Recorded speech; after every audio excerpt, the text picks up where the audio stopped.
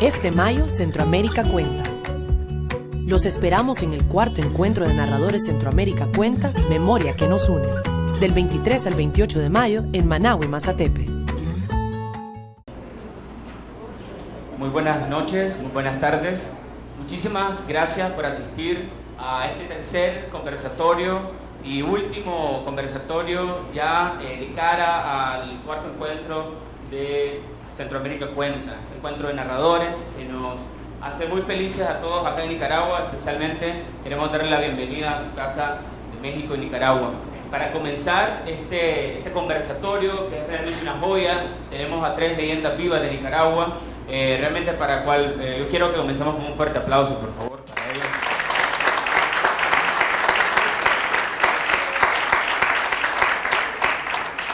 Y quiero dar la bienvenida a Miguel Díaz Reynoso, embajador de México en Nicaragua. Unas palabras de saludo.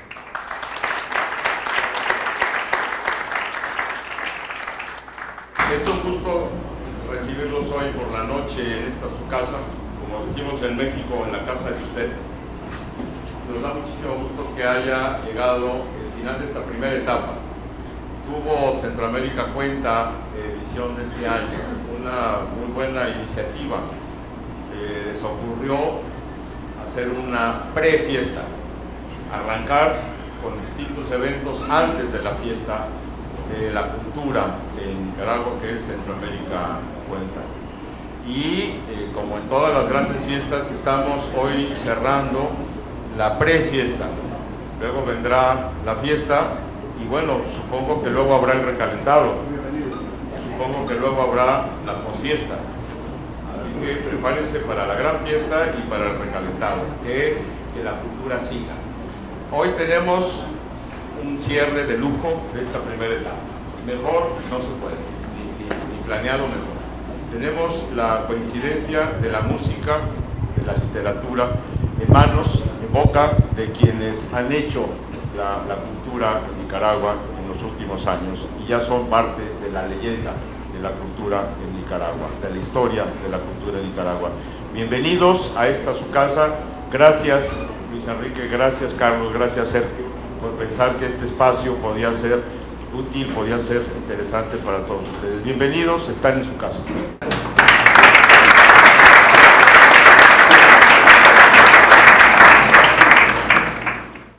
Muchas gracias, embajador, por la bienvenida y por la acogida una vez más aquí en la sede de la Embajada de México en Nicaragua para esta conversación con Carlos, con Enrique, sobre este tema de la literatura y la música.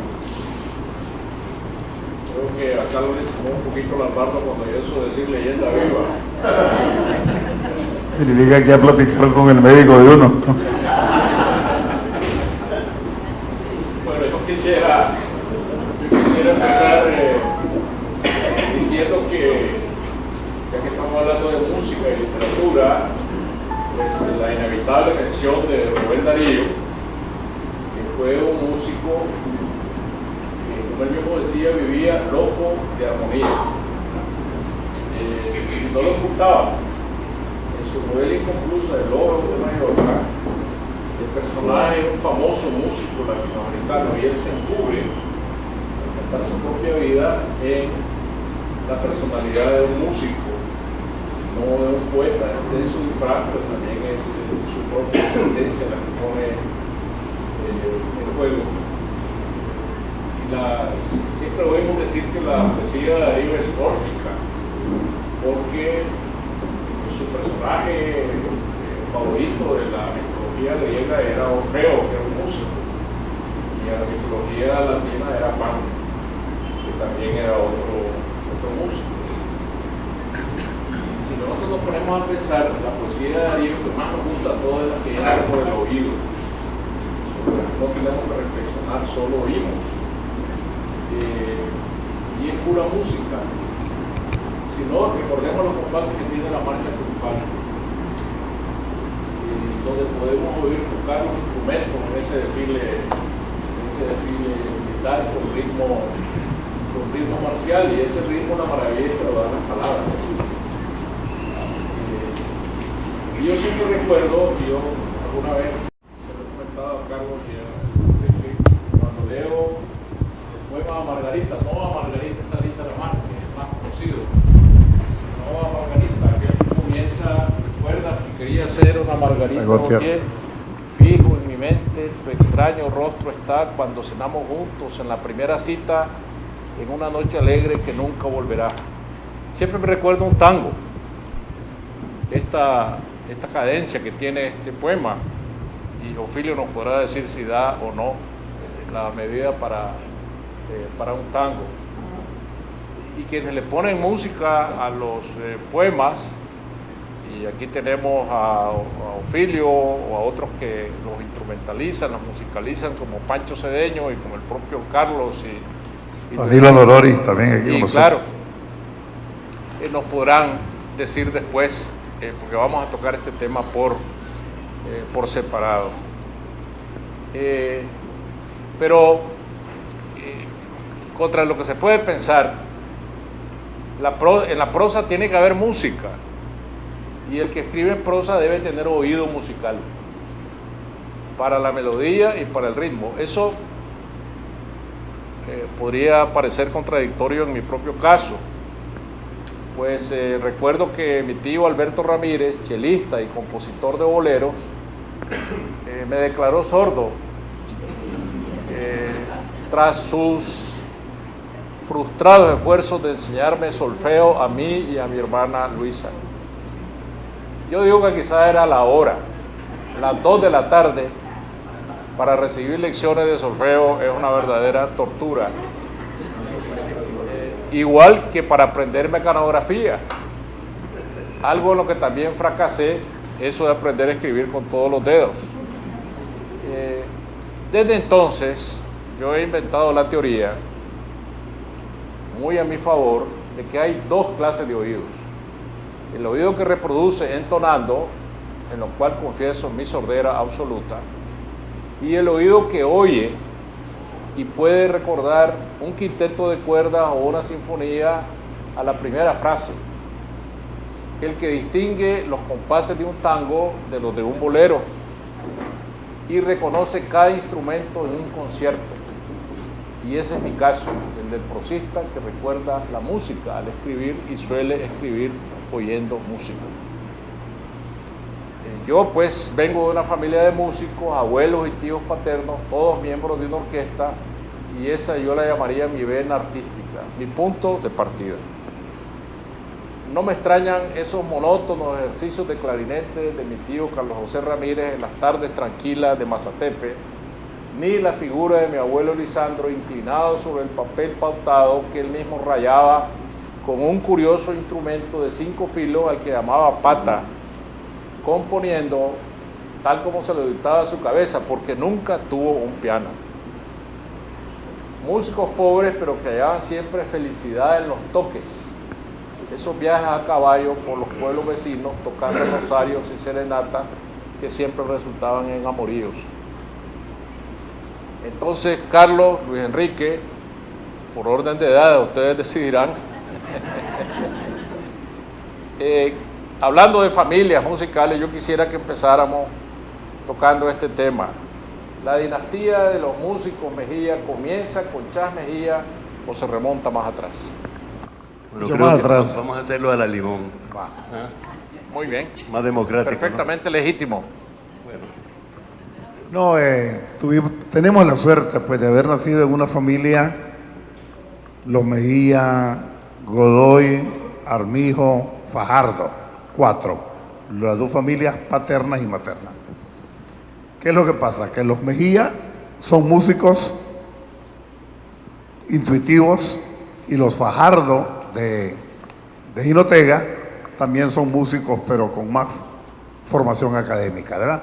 De tal manera que ya grandecitos descubrimos que somos parientes cercanísimos de Otto de la Rocha. Tan es así que el abuelo de Otto es nada menos y nada más que el hermano de nuestra abuela. Que nos enseñaba el solfeo, do, re, mi, fa, sol, la, si, do, don Juan Fajardo me enredó. Eso que yo nunca pude aprender. Claro, entonces el abuelo de Otto fue nuestro primer profesor, bueno, intentamos ser alumnos del profesor, lo mismo de Sergio, a las 2 de la tarde, imposible. Y un señor cascarrabia. Pero mi tío era muy cascarrabia. Sí, eso es, para un chavalo es terrible, y entonces no pasé del primer método de Panzerón, pero me ha servido mucho, por lo menos para hacer apuntitos, ¿verdad? Bueno, procedemos de una familia doblemente musicales, los Mejía y los Fajardo. Pero creo que se te olvida una cosa que es importante. A ver, Enrique. Es muy importante, porque nosotros somos bisnietos de un cura, de un sacerdote. De un cura. De un cura. Que era músico. O sea, el padre Ramón Pineda, párroco de Jinotega, embarazó a la mamá Pancha.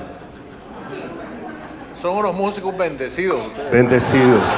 Por eso, efectivamente. Pero no llevamos el apellido Pineda, de músicos también.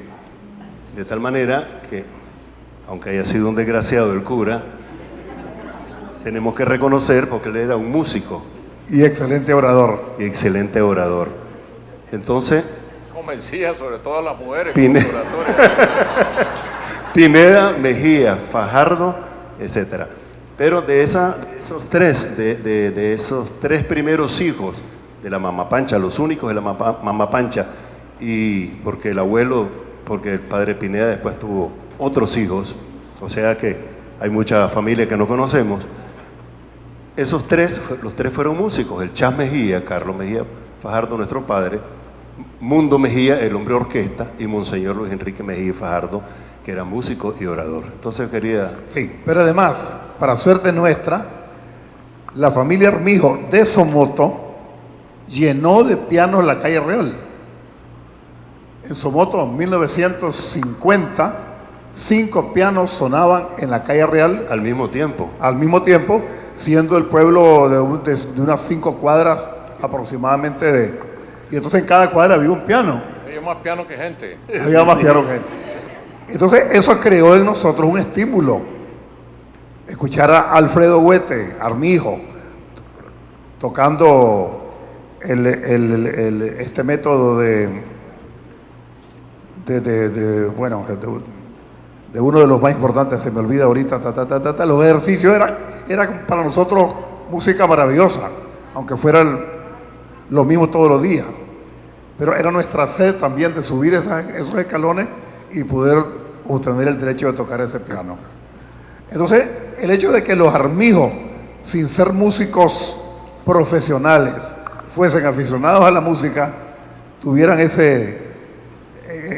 cultivaran la música en el piano, creó en nosotros, afirmó en nosotros nuestra vocación, y tuvimos en nuestro padre Chas Mejía un verdadero maestro que, aunque no tenía formación académica, tenía una formación intuitiva y un sentido de la comunicación, y sobre todo un respeto.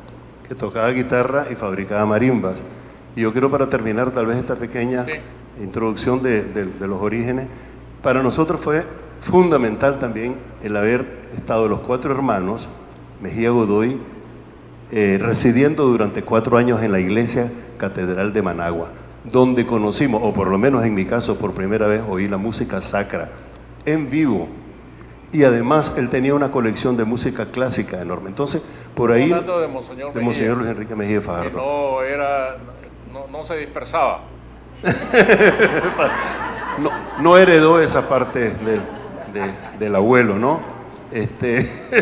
Y además escuchábamos programas en la radio Huehuense, ¿era? Sí, la radio Centauro, en la radio Centauro, y programas especiales. Salvador, sí. Entonces escuchábamos música clásica y lo que se conoce como música selecta, vamos a decir, ¿no? Música buena, internacional. Eso nos ayudó a formarnos, porque tanto Carlos como yo, y más yo, soy músico de guataca, músico de oreja, soy músico analfabeta, es decir, no escribo ni leo música, todo entra por el corazón y por el oído. Eso me lleva a la siguiente pregunta.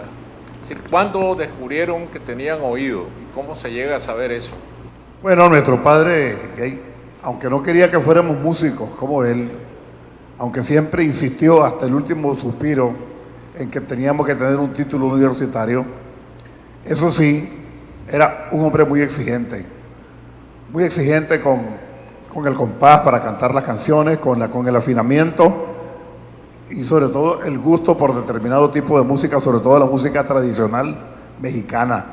Nosotros heredamos las canciones de Pedro Infante, las canciones de Tata Nacho, las canciones de Guti Cárdenas, y las canciones de Agustín Lara, por supuesto.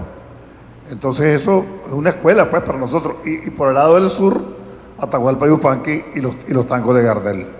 Mi padre era un cantor de tango gardeliano, ¿verdad? Eso también fue muy importante. Entonces, desde niños empezamos a tener idea de que podíamos hacer algo con la música, pero como una cosa absolutamente natural, sin imaginarnos nunca que vamos a hacer, como si dice, un modo vivendi de esto, o que nos vamos a dedicar. Eso fue en el camino.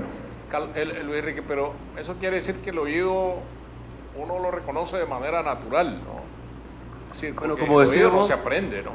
Hay gente que dice, bueno, los entendidos en esto dicen, uno tiene oído melódico, otro oído armónico, otro oído rítmico, y hay gente, como se dice en el lenguaje popular, que es tapia, o sea que ni para atrás ni para adelante. Sin embargo, tiene una enorme capacidad para ser un diletante de la música, es decir, un especialista en oír música.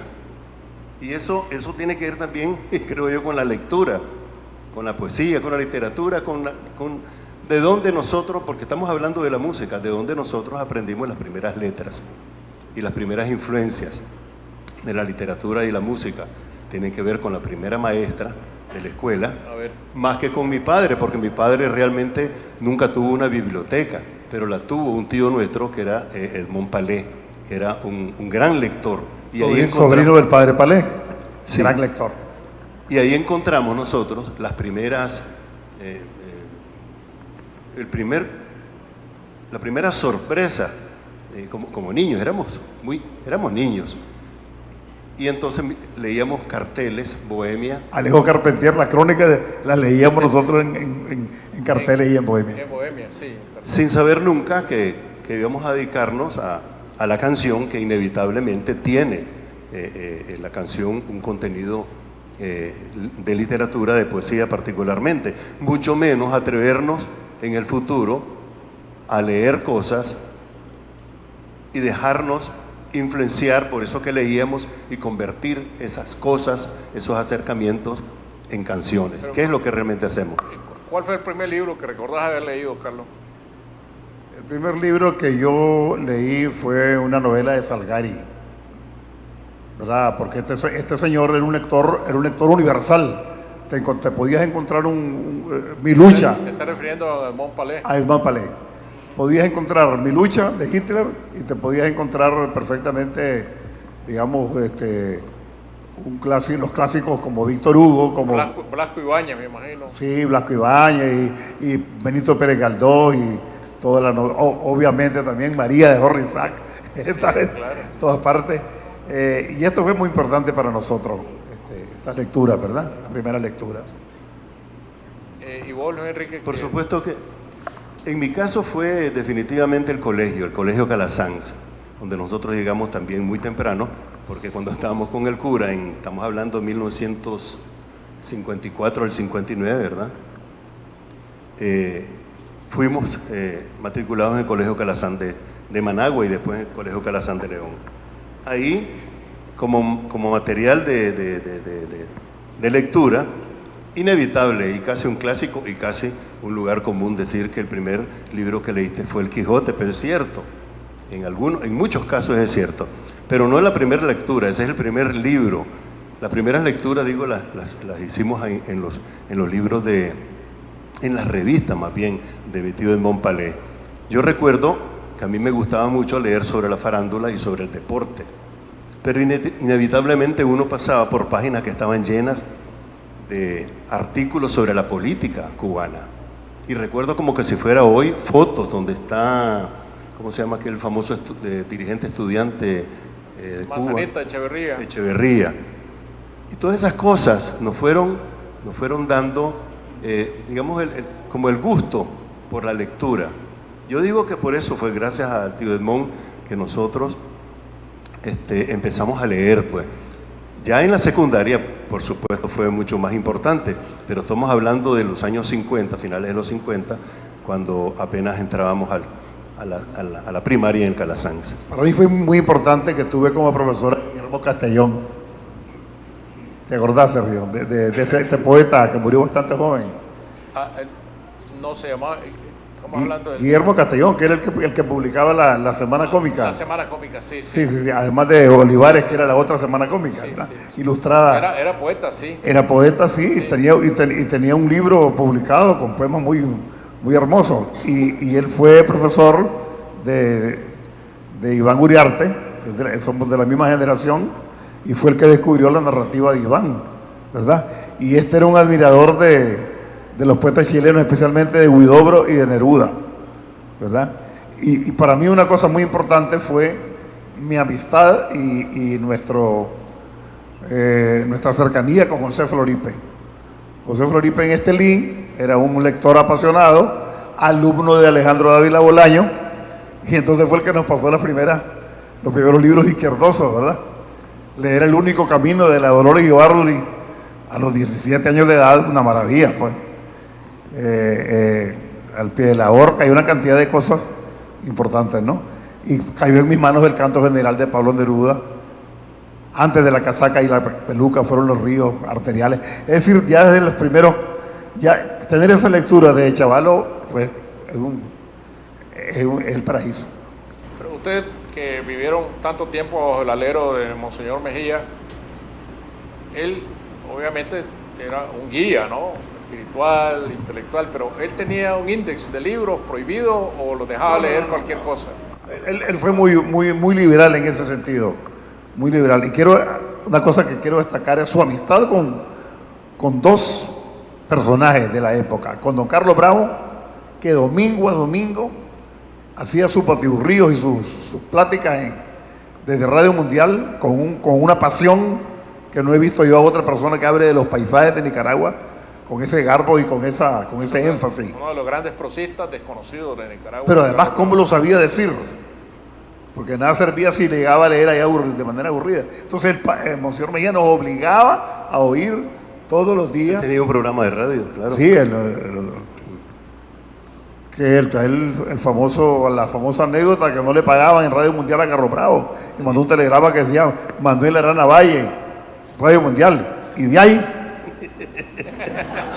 y le pagaron el día siguiente. El telegrama más corto de la historia de Nicaragua.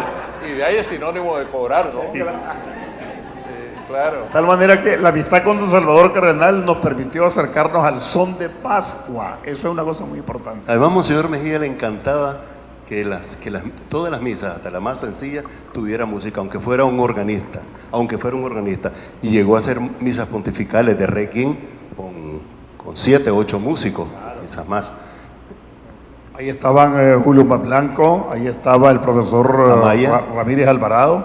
Profesor Amaya, Rafael Amaya, que era un maestro de capilla muy especial, salía del Casino Olímpico de Moncho Bonilla a las 5:30. A las 5 de la mañana y llegaba directamente al órgano. A misa de 6. Y que se quedaba dormido, ¿verdad? Entonces yo estaba ahí, Carluchín, listo para despertarlo, pero omnia secula seculorum, payo. Y como tenía oído absoluto, él solo oía la colita, pero y él caía en el tono. Porque generalmente los músicos silvestres como nosotros andamos buscando el tono para dar con la respuesta. Y esto solo me dice, amén. Eso le daba una ventaja porque habían curas tapias también, ¿no?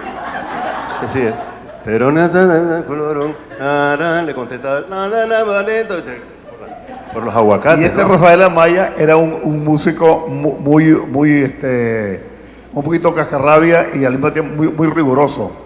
Nunca, no recuerdo que yo le haya enseñado una canción que le haya gustado. Siempre me decía, mata más o menos. Se defiende. Era violinista, pianista y organista. El único comentario que siento positivo, que recuerdo yo, fue que cuando le canté, no necesito verte para saber que hay una orden. Te intuyo en la distancia como un río de agua fresca. Se te salió el seminario.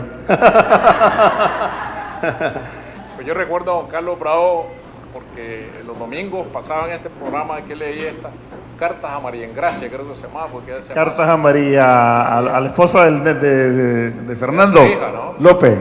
Sí, era su hija. ¿Cómo se llama la negra? Cecilia, Buenas María tardes, Cecilia. María Cecilia, sí, hace todos los Y días. Él hablaba de Nicaragua utilizando el diálogo con su Claro. hija, contándole cómo era, Claro.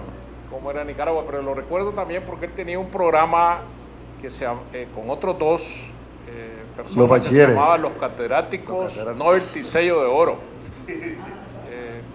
Estos señores... Sofonía Salvatierra era el otro. Sofonía Salvatierra, el doctor Teodoro Picado, que vivía exiliado aquí, había sido presidente de Costa Rica, y esto es una cosa que siempre me llamó la atención, que sentaban a estos tres señores en la noche en Radio Mundial, y la gente mandaba preguntas, y ellos tenían que contestar cualquier clase de pregunta, desde astrofísica hasta geografía, hasta lo que fuera, ¿no? Historia de Nicaragua, historia universal. Y entonces cuando no podían contestar, el locutor decía: Juan José, la sumadora indica y Novelty Sello de Oro paga, y sonaba una registradora. Y entonces que los catedráticos habían perdido. Sí, me pareció un poco doloroso eso para estos señores que eran muy eminentes, pero... Yo quería comentar, Ajá. antes, para terminar lo de Payo Amaya, Sí. que lo conocimos tanto, que él fue profesor de violín de Rigoberto López Pérez. Y entonces, Rigoberto López Pérez no solamente tenía buen oído, sino tenía buen pulso, porque finalmente ejecutó a Somoza. Claro.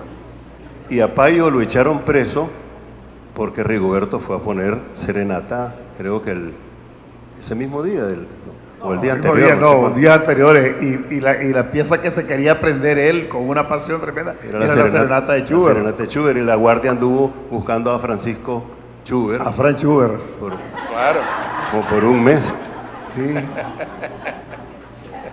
Hasta que doña Job le dijo: no, Tacho, ya murió, don Franz Schubert ya murió, es un músico clásico. Un alemán prófugo.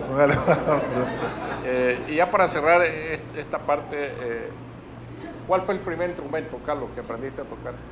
La marimba, porque mi padre era marimbero y marimbista. ¿La marimba de arco o la marimba? No, la marimba de dos teclados. Es la marimba guatemalteca. Sí. Chapaneca. O chapaneca, sí. Entonces teníamos acceso a ese instrumento y Luis Enrique tenía acceso a la guitarra. Yo nunca, no sé, es una cosa natural. Pero el primer instrumento que yo toqué fue las pailas de la cocina de mi mamá, porque me gustaba la percusión.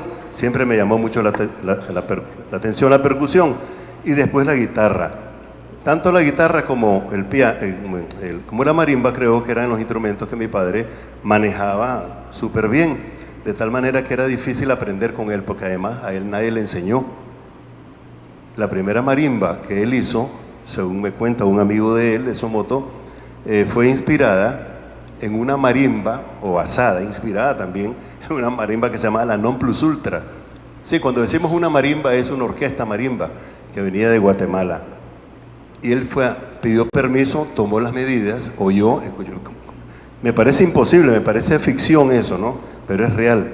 Hizo las marimbas, mi Ya papá. los tecomates eran Es de que él madera. era ebanista, él era ebanista, era un carpintero fino. Entonces, como la marimba todo era espichada, o sea, no llevaba ningún clavo ni tornillo, a él le llamó la atención ese instrumento, y empezó a hacer, y las hizo tan bien, que hizo su propia marimba orquesta que se llamó Los Murmullos del Coco, allá por Como las 1939. mesas de la Ouija que no pueden llevar clavos. Así es. Y después, él fue constructor de muchas marimbas que empezaron a distribuirse, a venderse por el norte, y bueno, fue un iniciador de ese formato de la marimba orquesta en el norte de Nicaragua, independientemente de todo lo que pasaba en el Pacífico, ¿no? Yo quiero contar una anécdota, aprovechando que aquí está Roberto Sánchez. En mi libro de memoria estoy escribiendo una parte en la que Roberto Sánchez llega a Somoto y me dice: yo quiero conocer a Chamejía. Y entonces le va a hacer una entrevista a Chamejía y entonces le pregunta que por qué las marimbas que él hace son tan dulces, son tan especiales. Ah, amigo, y le dice: bueno, en Guatemala usted habla con cualquier indígena y las fases de la luna y entierran la madera. Aquí no, yo voy al monte y desde que veo el ñámbar, el granadillo, yo ya voy viendo el tamaño de marimba que voy a hacer. Y la última marimba que hice, la hice de unas reglitas que me encontré donde don Casimiro Ponce, que las tenía tiradas ahí, y entonces yo no sabía que había sido la cuna de un niño muerto de cascabel. Tenía el don de la invención, ¿no? Claro, entonces Roberto Sánchez, que después le creyó. Sí, le creyó el cuento, pero ¿cómo Chameía? Dice, claro, ¿verdad? El que es cuentero, dice, ¿cómo es eso? Y ahí el chaval se murió de cascabel, y yo agarré las reglas y hice la marimba. Cuando la marimba está llorando, dice, la gente dice, ¿y qué madera es esa? Y es el chavalito, dice, que está llorando, el chavalito. Por ahí también nosotros recibimos el Chas Mejía, toda esta herencia del cuento, de ser cuentero, más que cuentista, ¿no? Pero cuentero, es decir... Como el circo que de Honduras se lo llevó el viento para... Así es, así como... Como el circo, como el mago que llegó a Somoto y desapareció a todo el público, porque no le creía, y apareció ahí en San Francisco, California, sin papeles, toda la gente. También eso es muy creíble, ¿no? Vive pasando todos los días, ¿no? Ahora, Carlos, yo conocí a Carlos en León, en 1960. Por ahí. Sergio fue testigo de mi primer intento de canción y fue mi primer crítico. Temporada de ensueño, temporada de mar. Íbamos para un viaje a Poneloya en un jipelón con Tete Jarquín, con Toño Jarquín. La canción está hecha por los dos, ¿verdad? De repente me dice, hombre, Carlos Mejía, me dice Sergio, todo está muy bien, me dice, pero eso es Poneloya bendita, hasta chueco. Ponele otro adjetivo. ¿Te acuerdas de eso? Me acuerdo muy bien, pero no lo quería recordar, ¿no? Es que yo cuando conocí a Carlos, la verdad es que vivíamos en un ambiente muy musical en León. Claro. Porque el doctor Mariano Fiallo Gil, rector de la universidad, había mandado a traer al extranjero todos los instrumentos para una orquesta universitaria, que costó un montón de plata, ¿no? Entonces, cada uno de esos instrumentos encontró un músico. En esa orquesta tocaba Toño Jarquín, Hugo Castilla, que es el padre de Hugo Castilla, que es actual miembro de los Palacagüinas. Tocaba el violín, Napoleón Show tocaba el acordeón. El acordeón, sí. Y bueno, esta orquesta universitaria tocaba en unos radioteatros universitarios, que eran todos los miércoles por la noche, que se transmitía por Radio Atenas, y allí había un muchacho en casa que tocaba el serrucho. Noel y Casa. Sí. Y ese serrucho tenía unos sonidos lúgubres como de las películas de miedo, recuerdo, ¿no? Aullaban todos los perros del vecindario. Pero vos llegaste a tocar el serrucho, Carlos. Claro, por nuestro padre aprendió a tocar el serrucho por un sacerdote que pasó para Honduras, y en la familia, pues, uno que otro pues ha ejecutado el serrucho. Me imagino que es muy peligroso tocar el serrucho, ¿no? No, pero es bueno a la hora de los negocios, vamos serrucho.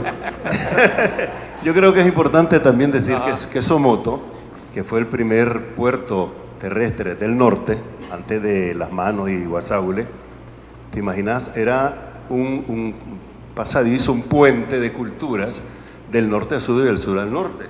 Entonces por ahí pasaban circos, pasó el circo Dunbar, pasó. Lo que pasa es el que se llevó el viento. No, eso no se lo pudo llevar el viento por los elefantes, pero dejaron a todo el norte sin agua por los elefantes. Y se acabaron todos los perros de Somoto, porque se los daban a los tigres. A los leones y a los tigres, sí. Independientemente de eso, es verdad, en el cine Iris, en el cine Lux, nosotros vimos muchas revistas musicales y de circo, y pasaron mucho. Por ahí pasó alguien tocando el serrucho. Entonces el serrucho viene, hasta donde yo sé, de la cultura alemana, de la música, de la cultura alemana. Inclusive hacen unos serruchos especialmente como instrumentos musicales. Se llama Singen de Sege. Y se toca serrucho que canta. Originalmente con un martillito, un mazo de goma. Bueno, son serruchos como instrumento musical. Como instrumento, pero salen del mi padre usaba el mismo serrucho de la carpintería que pero tenía siempre él. tenían los dientes, ¿no? Sí, tenía los dientes van del otro lado para adentro. Y mi padre, no sé de dónde, sacó eso, seguramente lo vio, lo tocaba con un arco de violín. Y le ponía pez rubia y le ponía un pedacito de madera, porque hay que doblarlo. Bueno, Carlos es el que toca, ¿no? Realmente. Qué lástima que no traemos el serrucho, Carlos, para que... Qué lástima que no hay un serrucho aquí. Serrucho le decíamos también a los que eran muy cerrados en su idea. Serrucho, ¿no? sí. Cerrado serrucho. Pero bueno, en esa orquesta universitaria estaba olvidando nada menos que Alejandro Serrano, que tocaba el piano. Serrano, Caldera. En los radioteatros universitarios, y a veces actuábamos juntos, porque yo declamaba y él tocaba el piano. Él le ponía la melopea. Y eso se llamaba la melopea, sí. Podríamos dar una demostración aquí, pero no hay piano. Pero el doctor también toca acordeón. Claro que compositor. Sí. Y compositor. Por supuesto. Bueno, existía también el trío universitario. Así es. Pero el trío universitario, además de la orquesta universitaria, y Alberto Peter, Napoleón Cho, eran compañeros de cuarto mío en la calle Real. Y entonces los músicos vivían dentro del cuarto, parte de la orquesta y del trío. Y otro de los integrantes del trío tenía una novia que era sobrina de la señora de la casa o de la señorita de la casa que nos alquilaba el cuarto. Y entonces le llegaban a poner la serenata dentro del cuarto a la muchacha. Con lo cual vivíamos en litigio por la con la pobre señora. Con eso quería yo ejemplificar o dar el ejemplo de cómo vivíamos en este ambiente absolutamente musical, y es el tiempo en que yo me aprendí todos los boleros, las letras de los boleros que sé, las letras de toda la música además que yo es sé. la época Entonces, también, sí, Sergio, es la época de los grandes declamadores, y Carlos entró en ese rollo de sí, es cierto, ¿no? Desde el chavalito se los enseñaban a declamar. Si no cantabas un bolero, seguramente sabías recitar o declamar, como decían antes, ¿no? Carlos, ¿y por qué dejaste de estudiar medicina? ¿Te dio miedo la sangre? No, yo no estudié medicina. El que estudió medicina fue yo estudié Derecho. Derecho. No, Carlos fui compañero de Arnoldo Alemán. Carlos se desmaya con las inyecciones. Fui compañero de Arnoldo Alemán, que era el mejor alumno con la ex señora de Chuno Blandón, la morena hermosa. ¿Cómo se llama? Montenegro, sí, Fanny. Montenegro, sí. Fanny Montenegro y Arnoldo eran los cartoneros de ese año en que yo estuve. Y el maestro Armijo, mi tío, te daba clase a vos, que estaba más o menos en cuarto año ya. Sí, yo ahora... Arriba del cesteo, ¿no? Yo le venía comentando a Carlos ahora que bajábamos las escaleras, que el doctor Modesto Armijo Lozano era mi profesor de ética profesional. Y yo siempre, cuando me encuentro a Carlos y Enrique, hablamos del maestro Armijo, que era tío de ellos. Y yo, los recuerdos que tengo del maestro Armijo era de un anciano. Lo veo en mi mente como un anciano. Y ahora que acaba de publicar un libro de sus memorias y veo la fecha en que nació, ni siquiera tenía 70 años. Yo me asusto de cómo lo veía como anciano. Yo ya estoy arriba de los 70. Eso es una... Para mí, la figura del maestro Armijo es muy importante, Sergio, porque tanto él como sus hermanos eran gente de conversación sabrosa y rica en anécdotas. Entonces, toda esa picardía que tenemos en nuestro canto lo traemos de Somoto, muy de los Armijos. O sea, un elemento más que se suma a nuestra vocación, tratando de configurar pues esta galería de personajes, ¿verdad?, de nuestras canciones. Y el maestro Armijo llegaba a Somoto y pasaba por la calle Real y no saludaba a nadie por su nombre, sino por su apodo. Buenas tardes, inspector de aviones, uno que caminaba viendo para arriba. Buenas tardes, centauro al revés. Cabeza de hombre y cuerpo cabeza de caballo y cuerpo de hombre. O aquel que le decía, señor se alquila, porque era apellido Casasola. Ah, sí. Entonces era un recopilador de historias y Eso fue muy importante para nosotros, la cuestión Bueno, eso del Hogar Armijo. Eso me recuerda a mis tíos en Mazatepe, que se reunían todos en la tienda de mi padre que quedaba frente al parque. Iban a tocar el rosario a las 6 de la tarde y se iban reuniendo como a las 4. Y entonces empezaba un jolgorio de risa, a reírse todo el mundo, a ponerle apodo, a hablar todas las intimidades del pueblo que ellos conocían. Y entonces en ese momento nadie volvía a pasar por la calle. La gente se aterrorizaba de pasar por la calle.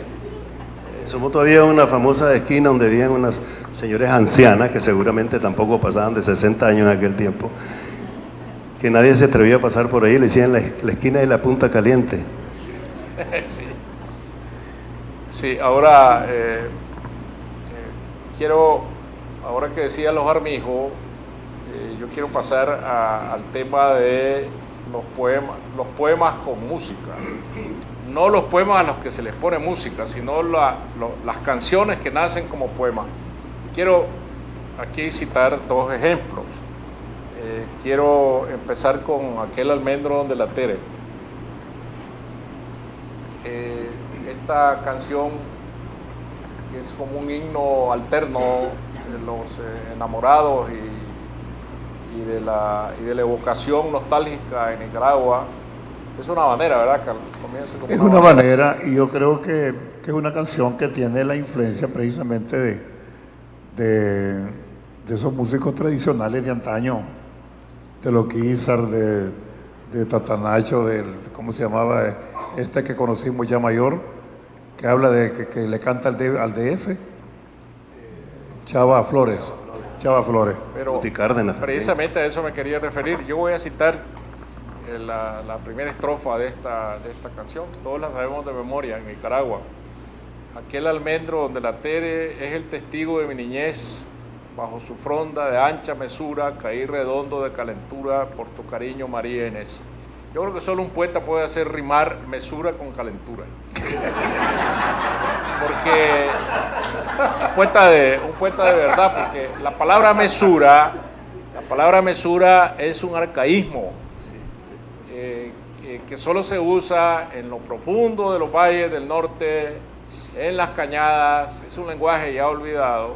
Es una palabra bellísima que sustituye a medida, ¿no? Es decir, no hubiera sido lo mismo decir, además de que no rima, bajo su fronda de ancha medida. Eso no dice nada. Pero mesura es la palabra gongorina, digamos, exacta, que cabe en este poema. Y el otro, que voy a citar uno nada más de Carlos y uno de Luis, si no pasaríamos aquí toda la noche, que a mí me parece un verdadero poema también, es Compañero César, que yo lo escucho también con esa nostalgia comienza como un guapango, que a mí me parece que es la medida que le convenía, la cadencia, esa cadencia que y tiene. Que ya lo había hecho Erwin Krieger. Exacto, ya sí, bueno. Ya lo había hecho Erwin Krieger como la da forma para otra charla aquí, del guapango con el son o el guapango con el corrido. Y entonces esta primera estrofa que comienza: la noche se puso un huipil tejido de luna y corozos y una bandolera de estrellas y siguió la huella de los revoltosos. Esas son las 12, es decir, cómo la poesía nace como canción o la canción nace como poesía. Y aquí viene mi pregunta: ¿qué cosa es primero, el huevo o la gallina? ¿Qué cosa es primero, la letra o la música? Yo creo que todo el mundo tiene, además vamos a recordar y repetir, aquí está Ofilio Picón, está Danilo Norori, yo tengo sus entradas aquí. Está Pancho Cedeño y no sé si hay otro músico o cantautor nicaragüense. Está Norori, ¿no? Sí, aquí está Danilo. Sí, aquí está Danilo. Yo creo que cada uno tiene una experiencia particular. No sé. Bueno, eso lo quisiera que habláramos. En este caso, Carlos y Luis, ¿qué es primero? ¿Qué es primero? Vamos a ver, todo muy importante. Ambos pasamos por el intento de escribir poemas. Poemas amorosos, acrósticos, dunderas o viejos y cosas. Y yo recuerdo que Luis Enrique tenía un cuaderno con 80 cosas para las muchachas de Somoto. Y nos tocó a ambos ser directores de la revista de la Academia Literaria del Calazán. Entonces ahí empezamos a publicar nuestras primeras cositas y nunca hubo una pugna entre qué la música, qué la poesía. El gusto por la poesía y el gusto por la música caminaron juntos. Y yo siento, no sé por qué, tengo la impresión de que mi vocación ya musical se da gracias a la radio. ¿Por qué? Sobre todo por una radio de León, no es lo mismo que una radio de Managua, mucho menos en esa época. Yo vi a Antenor Sandino Hernández caminando por la calle. Y ver aquel hombre que había escrito María de las Mercedes, se llamaba Mi Prima, que para mí es la canción que influencia al Almendro de la Tere, que además es una prima. Pero nadie le ha puesto música nunca a esa canción. Yo también me atreví, pero me quedé corto, no seguí. Entonces, el hecho de vivir en León, una ciudad poética por excelencia, ¿no? Y esos personajes, ¿no? Casi conozco a Ali Vanegas. Pero Alfonso Cortés lo conociste, ¿no? ¿Ah? Alfonso Cortés. No, bueno, lo conocí como estaba allá en el... No, pero allá estaba vivo cuando... Sí, estaba vivo, no, y me asomé al manicomio, al kilómetro 5, porque me estudié en el seminario. Y el taxista una vez le pedí que me llevara al seminario y me empezó al kilómetro 5. Porque como me vio de sotana a los 12 años, dice, está loco. Total que... Entonces, el hecho de vivir en León, Ali Vanegas, no lo conocí, pero sé que era un poeta que tenía pistola. Poeta armado, sí. Poeta armado. Sí. Y escuchar hablar de Lino de Luna, de Amadí Bolaños y de toda esa gente de manera tan cercana como que estaban ahí, fue muy importante para todos nosotros. Y en la radio se presentaban programas de poemas. Y un programa se llamaba En los umbrales del crepúsculo. Ya con el título se pueden imaginar, pura poesía amatoria, pues obviamente. Gutiérrez Nájera, Amado Nervo, etcétera, y también Rubén Darío. Entonces yo estoy accidentado, tuvimos un choque, estando interna me salí del colegio para un cumpleaños de una chavala y terminé en el hospital con el brinco y casa, etcétera, etcétera. Y quedé viviendo frente a la Radio Atenas. ¿Frente a la Radio Atenas? Ah, sí. Y un día el hombre que hacía los poemas se emborrachó, el Chele Ruiz. Y yo que me estaba bañando para ir a visitar a la novia, Carlos, sálvame, porque el programa tiene, Néstor y Casa, el programa tiene patrocinio de la Seguro del Occidental. Y yo me salí en bata, enjabonado, y me crucé con mi libro de poemas a leer, y ya me quedé allí. Ya... ¿Tú, poema? No, un libro... El tesoro del declamador. Por favor, Julio Flores, Manuel Acuña y todas esas canciones, poemas lacrimógenos, ¿verdad? Eran los que la gente pedía. El tesoro del declamador. El tesoro del declamador. Bueno, eso está muy bien, pero yo lo que a ver si Luis Enrique, si la mecánica de la composición. Yo creía que iba a decir Carlos esto. Bueno, en el caso mío siempre es la letra, que no es un poema.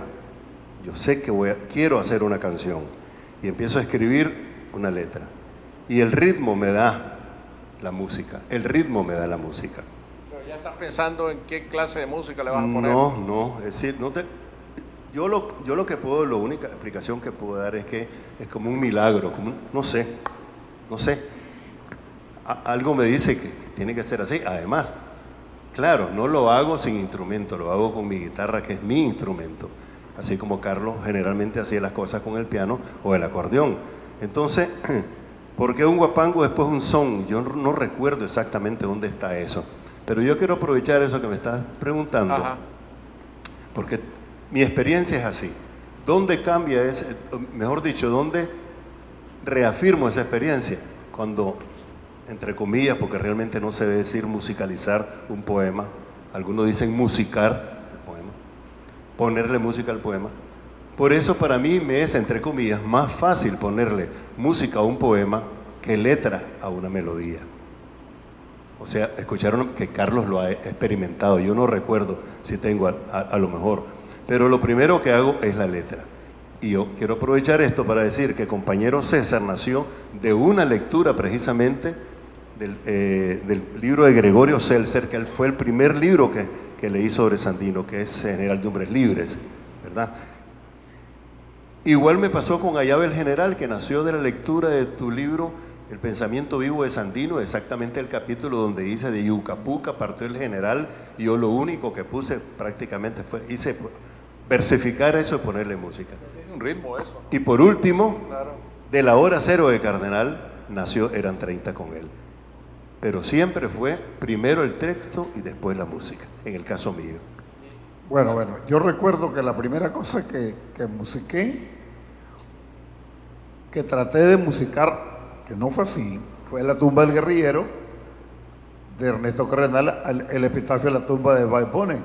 Pero yo no musicalicé el poema, me inspiré en él para hacer una canción que se llama La tumba del guerrillero, lo mismo que Las campesinas del Cuá, que es producto, yo siempre digo, de una crónica de Monzón Fornos, que fue torturado por haber dicho con nombre y apellido los nombres de estas mujeres martirizadas.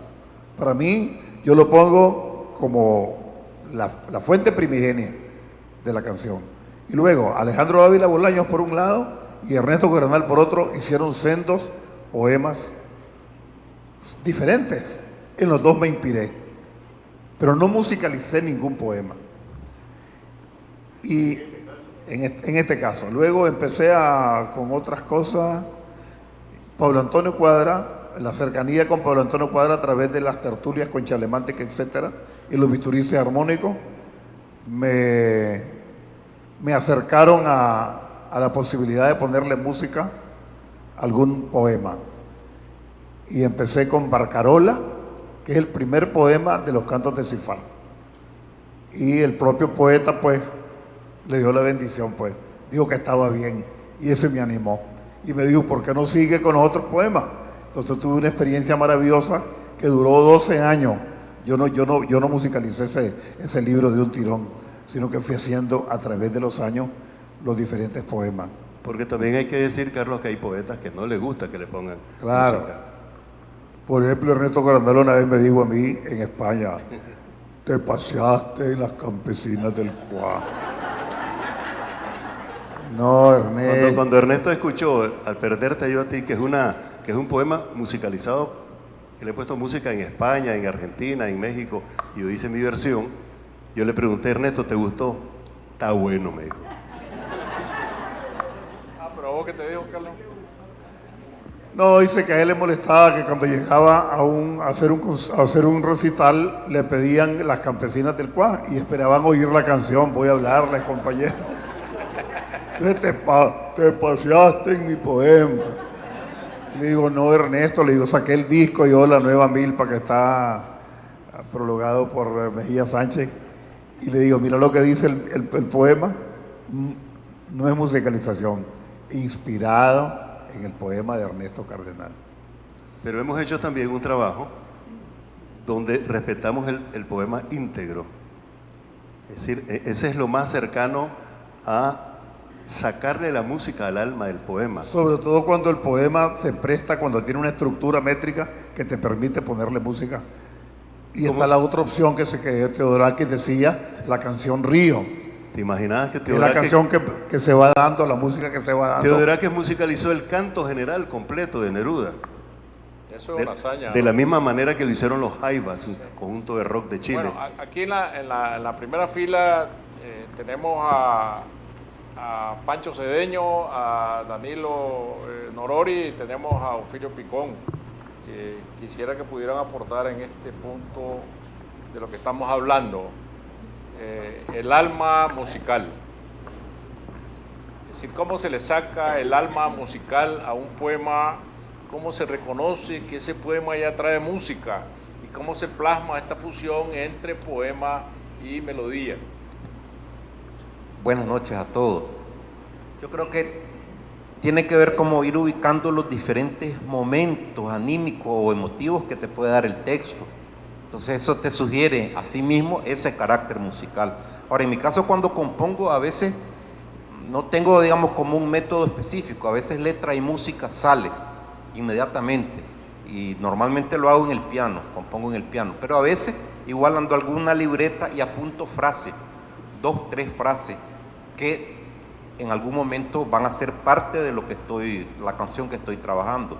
En otros momentos escribo la música, o si tengo algo a mano también lo puedo grabar. Si voy en el carro, en el teléfono grabo algo, a lo mejor un fragmento melódico de algo que estoy trabajando.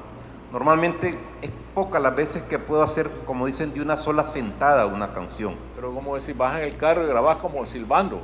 Sí, tarareo, una melodía que no tiene música, pero sé que más adelante ese trocito melódico lo voy a incorporar a la canción que estoy trabajando. O bien, las 2 o 3 líneas de texto que hice, en algún momento las voy a incorporar. En otro momento, letra y música sale sobre el fraseo rítmico que estoy buscando o explorando en el piano. En mi caso, así puede ser. Filio, en un poema como La Bala de Salomón de la Selva, por ejemplo, me imagino que ¿cómo comienza este proceso? ¿Has leído muchas veces ese poema? ¿Lo has llegado a aprender de memoria? ¿Y eso es lo que te da la posibilidad de meterlo en la música? Sí, bueno, creo que uno, de alguna forma, bueno, yo ya desarrollé una técnica a través de los años para trabajar, digamos, estas cosas, pero generalmente uno se acerca al texto primero, ¿verdad? Y de alguna manera lo anda rumiando, lo anda en la cabeza, anda dando vueltas, y a veces la música surge en un momento dado. Tal vez podés estar en la ducha y estás con la letra, ¿verdad?, dando vueltas y comienza un hilo melódico, del cual uno se agarra y comienza a desarrollarlo después. Toda esta conversación de ahorita me recordaba, porque hay opiniones al respecto, era la opinión de Carballo. Carballo decía, yo no entiendo a esos compositores que dicen que estoy trabajando una canción, ¿no? Dice, la canción nace de un solo. Yo como compositor me siento y la canción sale ahí mismo, letra y música en el mismo momento. Por eso de trabajar yo no lo entiendo.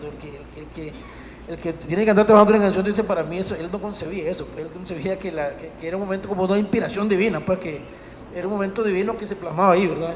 Claro, pero eso cuando vos estás inventando también la letra, me imagino que se puede dar un proceso de fusión de lo que se llama inspiración, letra y música de una vez. Eso puede ser posible, pero estamos hablando de estos textos, digamos, consagrados en la literatura nicaragüense: Salomón de la Selva, Alfonso Cortés, Joaquín Pacho, Pablo Antonio Cuadra. En este caso, vos, me imagino que un elemento esencial es la métrica que tiene el texto para poder encontrar la melodía. Yo puedo contar ligeramente, digamos, brevemente mi experiencia. Yo empecé a componer música, o a musicar o musicalizar poemas de la mano de un gran amigo que se llama José Antonio Cedrón, poeta argentino, ya con una trayectoria de bastante recorrido.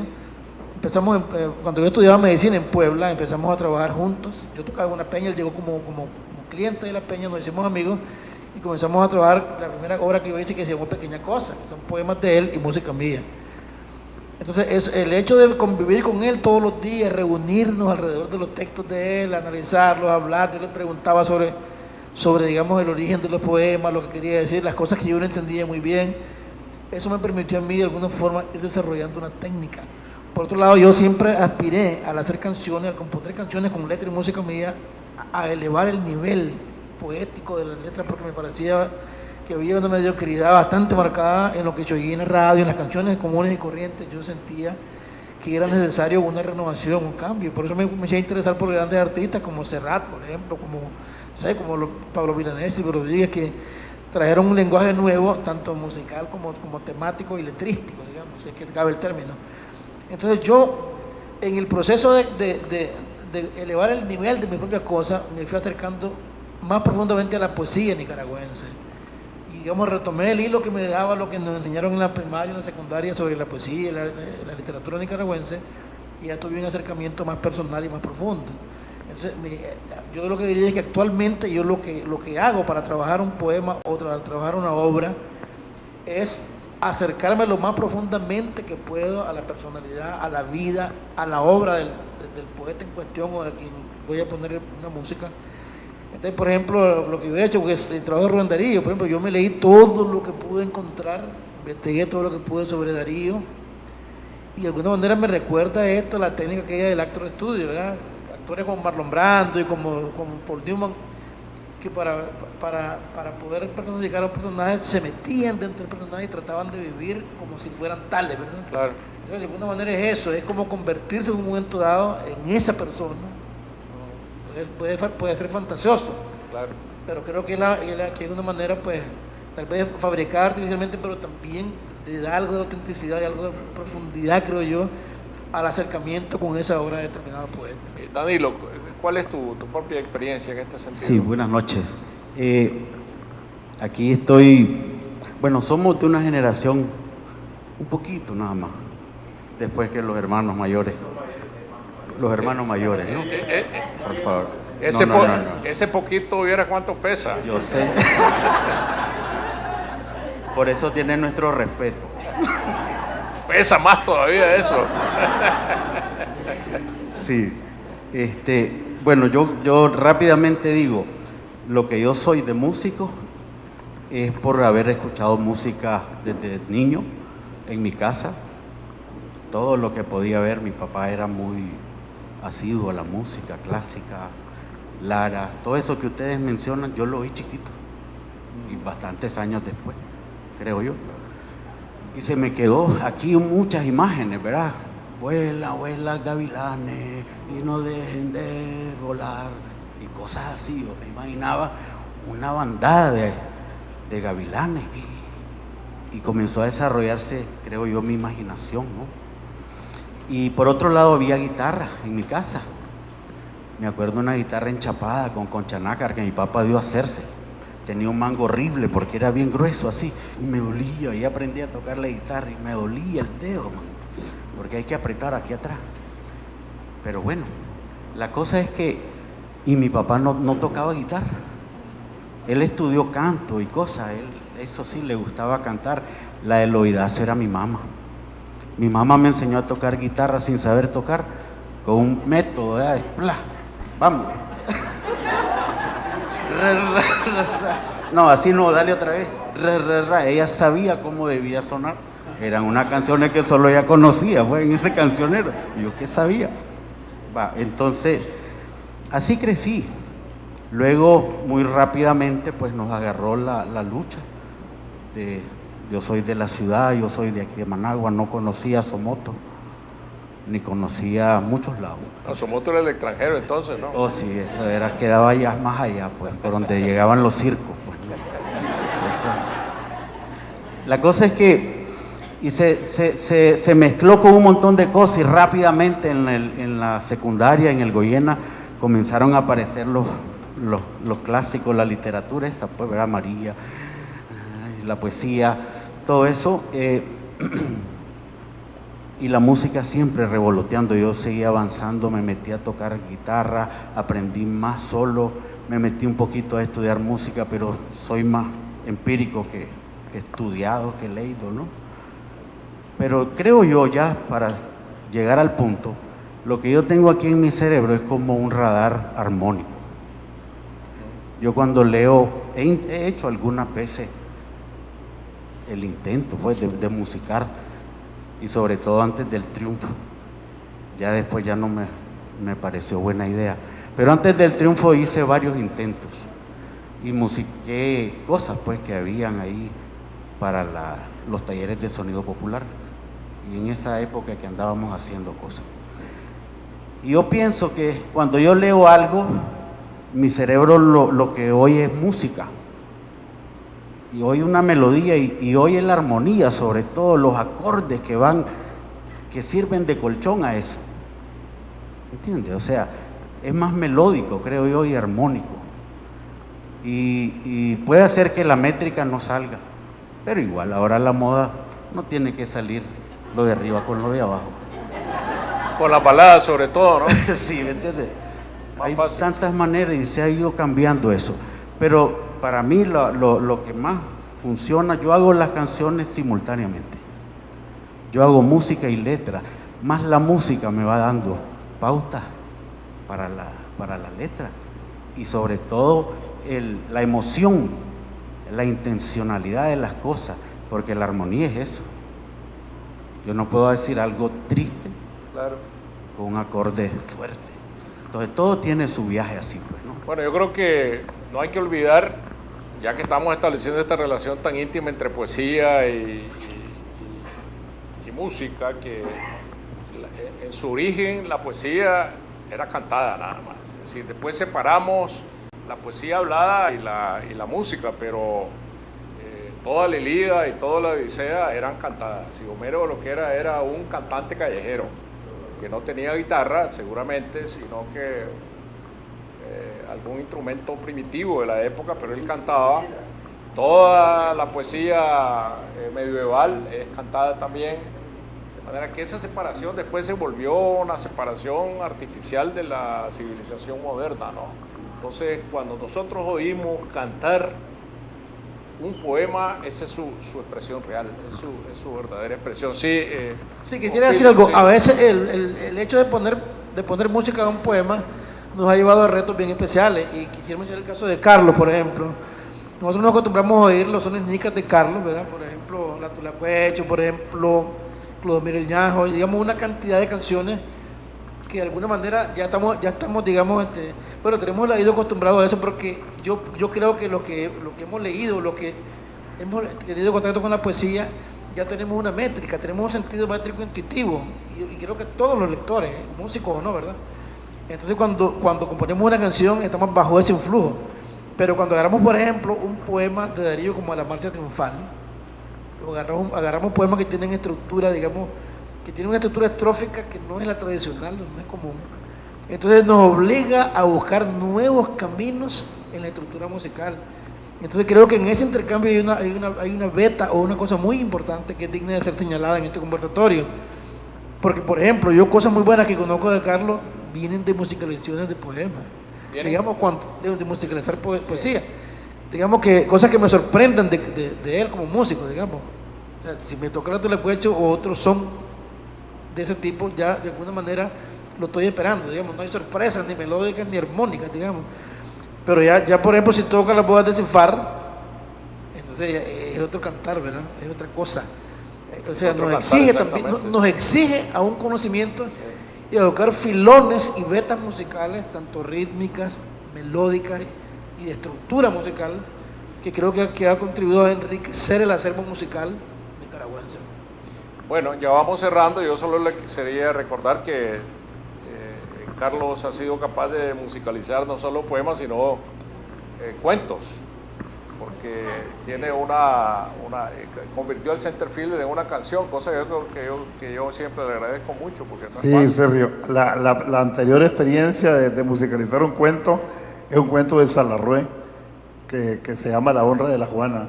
Sí, me acuerdo. Pero es que curiosamente hasta me daba repelo cuando lo descubrí.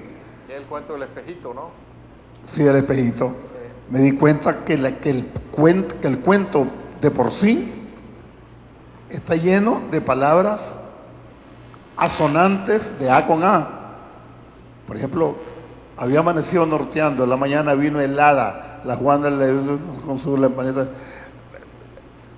Se me olvida, pues, pero espada, mañana, está lleno de palabras. O sea, el mismo cuento me estaba diciendo, dale, haceme rimas involuntarias, convertirme en verso, porque está hecho.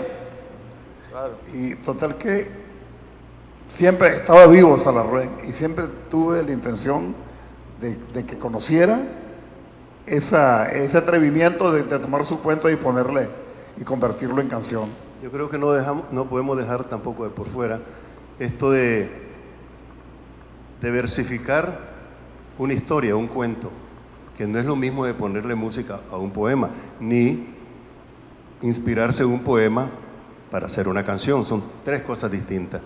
A mí me sucedió, yo creo que es el único caso, con Cortázar, con el capítulo 7 de Cortázar. Tu boca, toco tu boca, con un dedo toco el dedo de tu boca, hice una habanera. Mi pregunta es, ¿por qué ese cuento? ¿Y por qué ese poema o esa bala y no otro? Y yo quiero decir que muchas veces muchas veces me han preguntado, ¿y cómo haces para decidir que ese es el poema? Y en vez de decir que ando detrás del poema, digo que el poema me buscó a mí y el cuento me buscó a mí. O sea, este es un encuentro del poeta con el músico y de la música con la poesía o la literatura. Yo quería referirme a un par de cosas que no puedo dejar de decir porque me parecen importantes, y es que este asunto es inquietante de la literatura y la música, y me puse a investigar algunas cosas y resulta que los tangos, que son poemas, muchos, la gran mayoría, sobre todo lo que llama tango canción, nació en la época de Gardel a través de esa relación de poetas y músicos. Modernistas, además. Sí, modernistas. Sí. Pero en el tango Solo se quiere una vez, con música de Carlos Vicente Geroni y letra de Claudio Freud, incluye una estrofa, el tango incluye una estrofa de Canción de Otoño en Primavera de Rubén Darío. Y el tango A una novia ausente, que la escuché hoy toda la mañana, con música de Guillermo Barbieri y letra de Enrique Cadícamo, que es un gran poeta, incluye en una de las estrofas un fragmento del poema de Darío Sonatina. Y lo más extraordinario de esto es que fue grabado por Carlos Gardel. Y entonces escuchar a Carlos Gardel cantando a Darío es una cosa extraordinaria. Pero Lepera por sí mismo era un gran poeta, ¿no? Sí, todo el mundo cree, todo el mundo dice, los tangos de Gardel, y la gente cree que Gardel escribió las letras, hizo todo. Poeta, sí. La música era de Gardel y las letras de Lepera. Ya que está aquí Yoconda Belli con nosotros, qué alegre, quiero referirme a una experiencia muy particular, a la canción No Pasarán. Ella escribe su poema y ella no sabe que eso se va a convertir en canción. Pero cuando nos encontramos me dice, ve Carlos Mejía, aquí está este poema. Y me fregó porque yo había tenido una noche terrible de velo, de insomnio. Y ella se aparece tipo 8 de la mañana, donde solo he dormido como 2 horas, 3 horas, y me dice, ahí te lo dejo. Se paseó en mí, porque ya no tuve sosiego. Agarré el poema con hambre, como que si hubiera dormido 20 horas. Van, o sea, con... ¿Ah? Sí, lo había escuchado, y tal vez cuando lo escuché no pensé en que eso iba a ser música. Pero cuando yo lo tuve en mis manos, le sentí la música, ¿verdad? Y entonces sentí una conexión tremenda. Hay que tomar en cuenta también el momento histórico que estábamos viviendo en Nicaragua. Y el hecho de recordar también que ese hermosísimo poema tenía su origen, yo lo había leído a los 12 años, en el grito de Dolores Ibarruri, la pasionaria, desde las trincheras de Madrid, No Pasarán. Eso fue muy importante. Muy bien. Trato de terminar esto. Es difícil, ¿no? Hacer esto en media hora, no sé cuánto llegamos, 1 hora. No, vamos más de 1 hora. Bueno, 1 hora. Quería referirme, y no porque estamos en la casa del señor embajador, a quien agradecemos mucho esta posibilidad de encontrarnos aquí. El corrido mexicano, Sergio, es una historia sobre eso. Que viene del romance. Dicen los entendidos que viene del romance, pero además es un género, bueno, es relato, es crónica, es música. Es como el vallenato, ¿no? Sí, exactamente. Por eso García Márquez dice que 100 años de soledad es un vallenato de 400 páginas. Sí, claro. Y escuchando los corridos, nosotros, bueno, si uno ve en los corridos de la Revolución, son verdaderas historias. Ahora, yo me pongo a pensar en ese tiempo, con tanta gente analfabeta, un corrido era como poner la radio, porque todo era música en vivo. No solamente los corridos de la Revolución, los corridos como Juan Charrasqueado, por ejemplo, un clásico, pero los corridos de la Revolución que inclusive fueron adoptados y adaptados y parodiados por Tranquilino Jarquín y Cabrerita para el ejército del general Sandino. Entonces, en este caso, el corrido es un ejemplo perfecto, esto de crónica, o sea, literatura y música. Y por último, me quiero referir al Caribe, por supuesto, y quiero poner 2 ejemplos que tienen que ver, primero porque Joseito Fernández, un músico popular cubano, tomó los versos sencillos de Martí y hizo la Guajira Guantanamera. ¿Quién no conoce eso? Mucha gente no sabe qué son los versos de Martí. Y por último quiero decir dos cosas, aprovechando que están los amigos cantautores y músicos además y arreglistas. Es que en toda esta musicalización que hablamos, es muy importante el arreglo musical. Es el alma, porque uno pone melodía, ¿verdad? Pero, y a lo mejor el ritmo, dicen, pero viene el arreglista que se está inspirando en el mismo poema y termina de darle forma a todo este reto. Y lo último es que yo no podría haber hecho la música de La Negra Dominga con una mazurca, con ritmo de mazurca. Tiene que ser un son caribeño. Por supuesto. Entonces, uno no anda improvisando en ese sentido. Por eso, hacer música para la poesía o dejar que la poesía se abra y se posesione de voz, necesita de un gran respeto, de un enorme respeto. Yo te relacionaba el romance con el corrido porque son crónicas que se cantaban para dar noticias, igual que el vallenato, el corrido, el romance. Y el romance es una crónica roja. Todavía en Nicaragua se cantaban el romance y los recogió don Salvador Cardenal, y en la recopilación musical de don Salvador están cantados en la voz de Antonina Vivas estos romances, y uno de ellos es una verdadera crónica roja, además atroz, porque narra la historia de dos hermanas. El marido abusa de la hermana con la que no está casado, y entonces la esposa se da cuenta y la venganza es matar a sus propios hijos, cocinarlos y ponérselos en la mesa. Eso dice este romance, que es del siglo XVI. No estamos viendo los programas de televisión de hoy día, ¿no? Las noticias de la 1 de la tarde no son esas, sino este antiguo romance. Bueno, yo quisiera terminar diciendo que Anton Chekhov, gran actor de teatro y cuentista ruso, dice que cuando una pistola aparece en escena, esa pistola tiene que ser disparada, porque no hay nada gratuito en el teatro ni en la literatura. Y yo estoy viendo que aquí Luis Enrique trajo la guitarra. Entonces esa pistola tiene que ser disparada.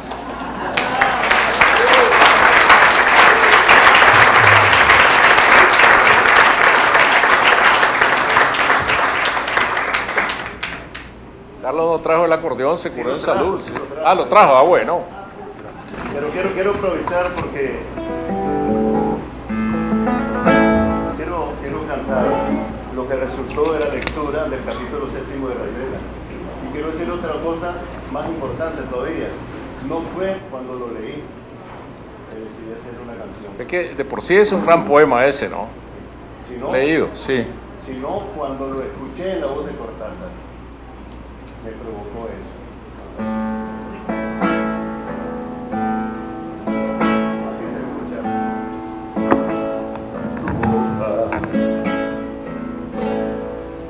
Tocó tu boca, con un dedo toco el borde de tu boca, voy dibujándola, saliendo de mi mano como si por primera vez tu boca se entreabriera.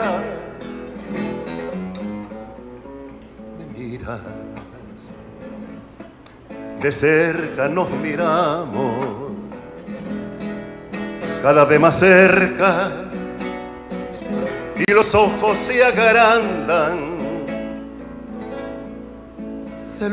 se acercan entre sí y luchan tibiamente, mordiéndose a los labios, jugando en sus recintos. Entonces mis manos en tu pelo se hunden lentamente, acarician tu pelo, y el dolor es dulce al mordernos, es bella la muerte y el dolor adulce al mordernos, y hay un solo aliento y hay un solo sabor y una sola saliva, y te siento temblar contra mí como una luna en el agua.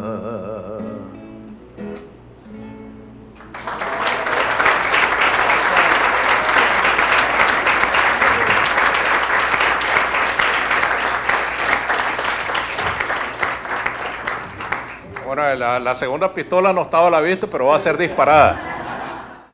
Esta es una canción que la pude haber escrito hace 30 años o 40 años, no sé. Y la he armado de pedacitos de cosas que he escuchado. Por ejemplo, le pregunto a Otto de la Rocha, ¿y ahí a qué chavala? Ah, soñadita, soñadita. Yo apunté, soñadita, soñadita. Él nunca hizo la canción, pero yo la puse en otro. Luego me encuentro con la ¿cómo se llama? Nuestra amiga, la secretaria de Cardenal, del padre. Con Luz Marina. Y le digo, ¿y aquella amiga tuya morena? Aquella muchacha de San Carlos, morenita. ¿Te gustan las tinajitas sudadas? Y apunté, tinajitas sudadas, linda metáfora. Ahora que han desaparecido las tinajitas, pues, por la presencia de las refrigeradoras, etc. Y Pinedita, nuestro querido diputado de bicicleta, ¿verdad?,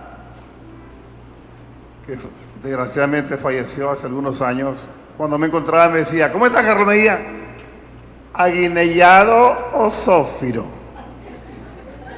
Aguinellado, apulismado o zófiro. Eso solo se lo he oído a Pinedita en Estelí. Entonces, de todas estas cositas que fui juntando, nació esta canción que se llama Tinajita Sudada.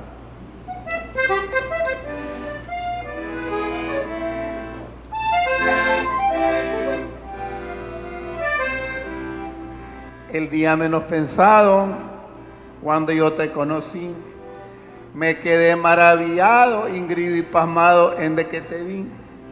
No te quieras exactita, como yo te imaginé, soñadita, soñadita, como el angelito que te dibujé. Por eso cuando la gente me ve tan feliz con vos, le digo muy orgulloso que sos un precioso regalo de Dios.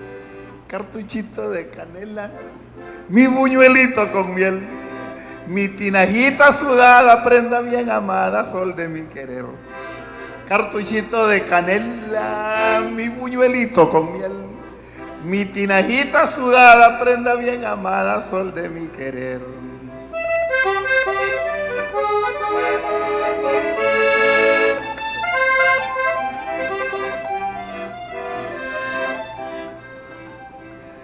Cuando yo pipiriciego, me despierto en la mañana, me levanto aguinellado, todo apulismado, no quiero hacer nada.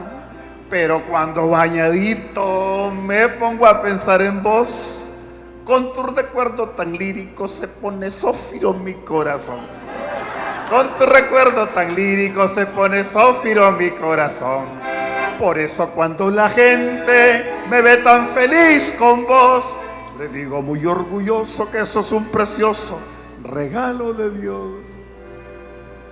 Cartuchito de canela, mi buñuelito con miel, mi tinajita sudada, prenda bien amada, sol de mi querer.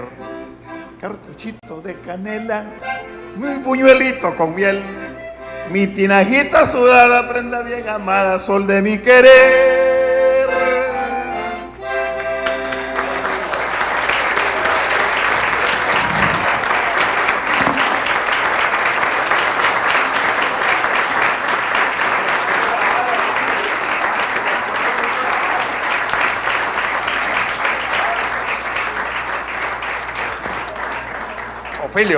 Ofilio, va a cantar la bala.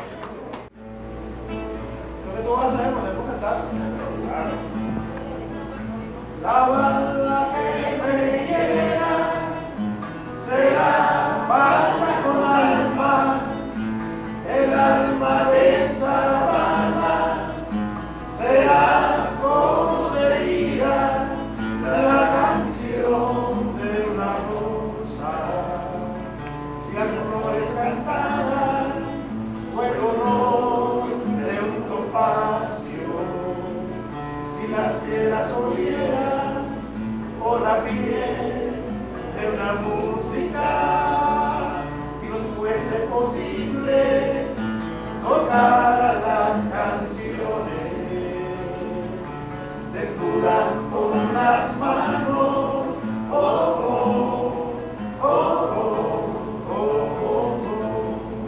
oh, oh, oh, oh, oh.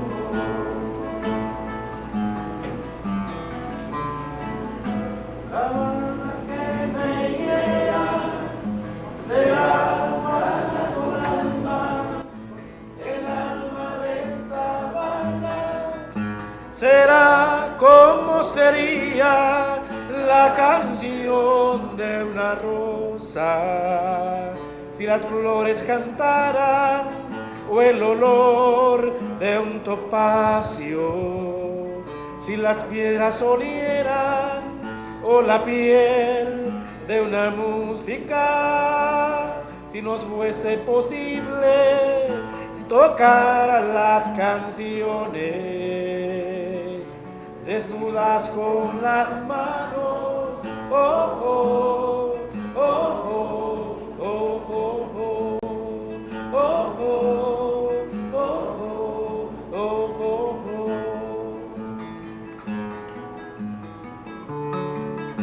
Si me hiere el cerebro, me dirá, yo buscaba sondear tu pensamiento. Y si me hiere el pecho, me dirá, yo quería decirte que te quiero, que te quiero, oh, oh, oh, oh, oh, oh, oh, oh, oh, que te quiero.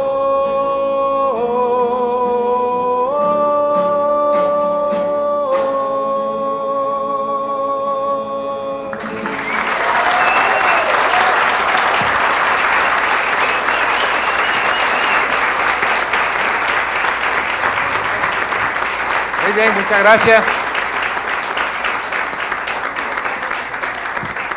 No olviden que el lunes 23 a las 6 de la tarde en la Alianza Francesa arranca Centroamérica Cuenta, el lunes 23 de mayo. Muchas gracias a todos por su presencia.